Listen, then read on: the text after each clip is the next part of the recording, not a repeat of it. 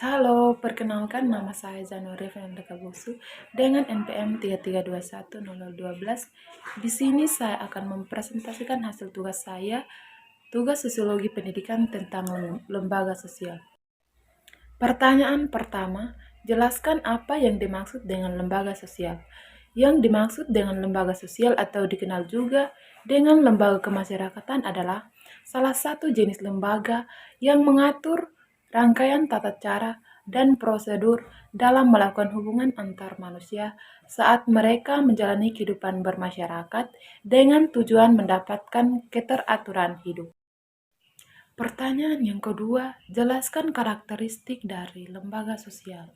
Karakteristik yang pertama itu memiliki lambang. Pada setiap lembaga sosial itu harus memiliki lambang atau simbol yang berupa gambar tertentu untuk mewakili makna, tujuan, dan fungsi lembaga sosial tersebut. Yang kedua itu memiliki tata tertib dan tradisi. Lembaga sosial memiliki aturan, tata tertib, dan tradisi yang bentuknya tertulis maupun tidak tertulis sebagai pedoman setiap anggota masyarakat di dalamnya. Contohnya aturan di lembaga keluarga untuk menghormati orang yang lebih tua. Yang ketiga itu memiliki tingkat kekekalan tertentu. Maksud dari kekekalan tertentu, lembaga sosial itu memiliki umur yang lebih panjang dibandingkan dengan masyarakat di dalamnya. Contohnya, dalam lembaga keluarga, budaya mudik atau tradisi pulang kampung dilakukan dari dulu hingga sekarang. Yang keempat itu memiliki alat perlengkapan. Alat perlengkapan pada lembaga sosial berperan sebagai sarana prasarana yang dapat membantu mewujudkan tujuan lembaga sosial tersebut. Contohnya, lembaga ekonomi membutuhkan alat untuk menjalankan kegiatan ekonomi dan produksinya. Yang kelima itu memiliki ideologi.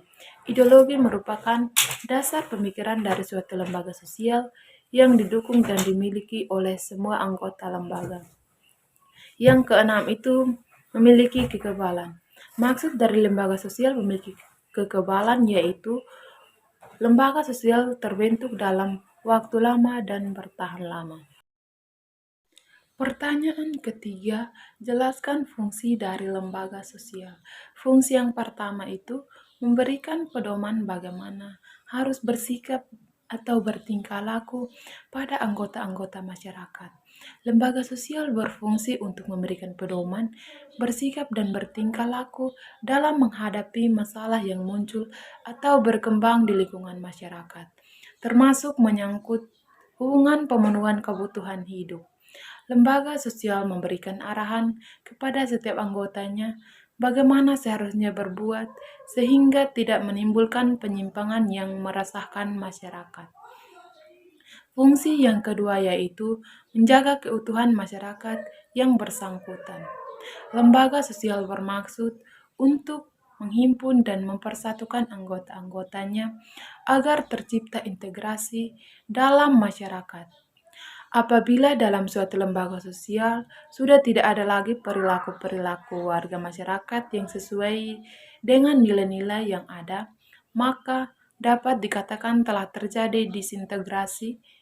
Lembaga sosial mengatur berbagai aktivitas masyarakat sehingga terwujud kehidupan yang serasi atau harmonis.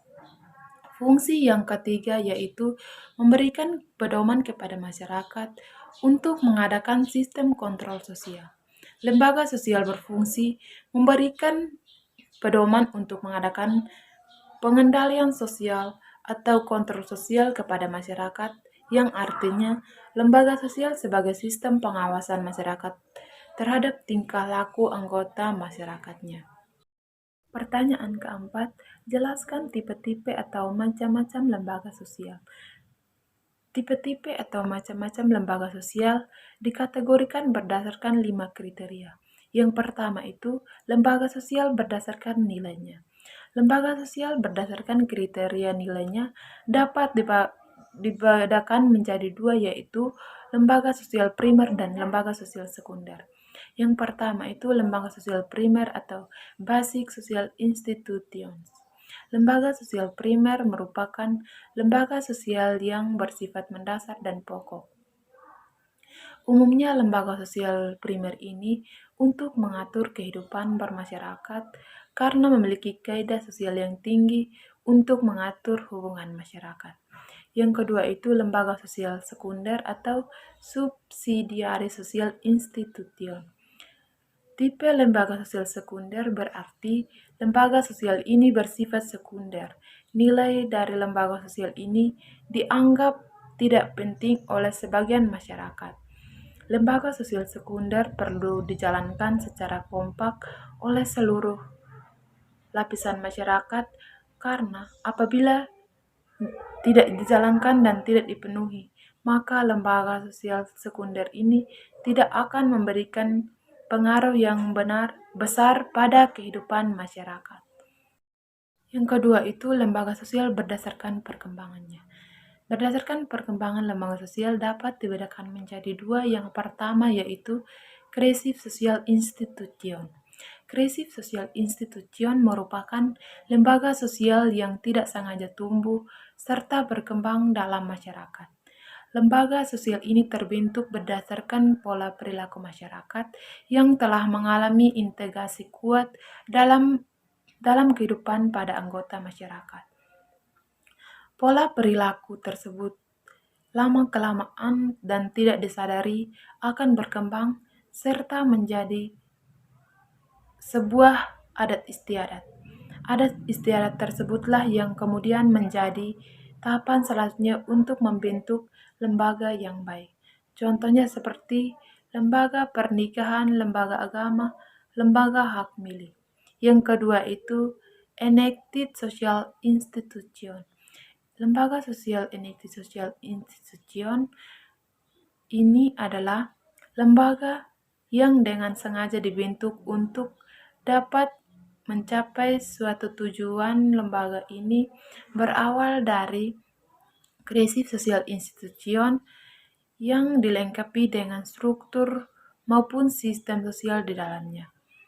Contohnya seperti lembaga sosial ekonomi yang memiliki fungsi untuk mengatur berbagai bentuk kegiatan seperti kegiatan produksi dan komunikasi dalam masyarakat.